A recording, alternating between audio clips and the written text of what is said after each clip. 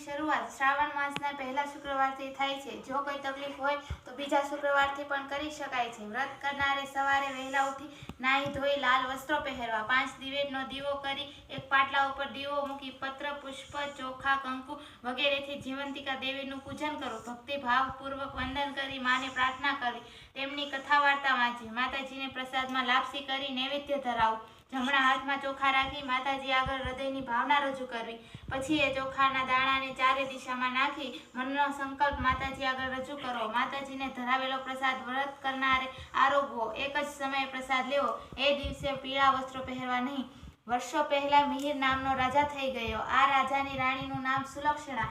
રાજા રાણી બધી વાતે સુખી હતા, પણ તેમને એક વાતનું દુઃખ હતું। તેમને શેર માટેની ખોટ હતી।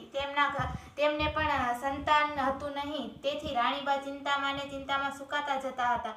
એક વ્રત હોવાથી તે પીળા વસ્ત્રો નહીં પહેરે। રાજકુમાર આખી વાત સમજી ગયો। એણે બ્રાહ્મણી માટે લાલ વસ્ત્રો મોકલ્યા। બ્રાહ્મણી લાલ વસ્ત્રો પહેરી આવી। રાજકુમાર પોતાની માને જોઈ ખૂબ જ રાજી થઈ ગયા।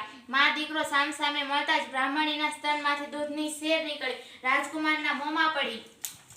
આ જોઈ બધા અચરજ પામ્યા। રાજકુમારે રાણીમાને આ બાબતે પૂછતા રાણીએ રડતા રડતા સઘળી હકીકત જણાવી દીધી।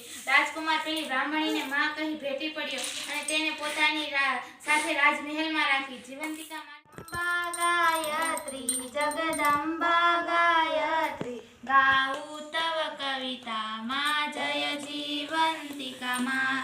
બ્રાહ્મણી કેરા બાળની રક્ષા તે કીધી, માં રક્ષા તે કીધી। આપ્યું રાજ સિંહાસન, આપ્યું રાજ સિંહાસન, કેમ બગાડવાની? સંપત્તિ કીધી માં જય જીવંતિકા માં। વાણિક કેરા બાળક જીવતા તે રાખ્યા, માં જીવતા તે રાખ્યા।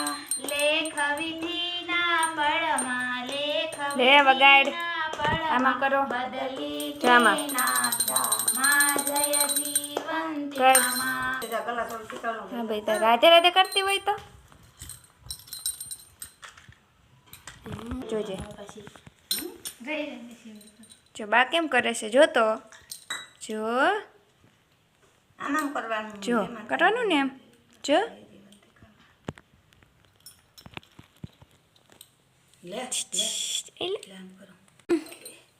હિંગો ટાટા કહી દે બધાયને, ટાટા।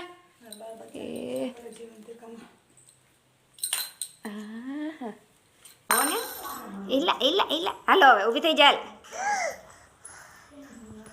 અહીંયા શું છે, જે છે જોતો, અહીંયા શું છે, જે જે જે જે જે જે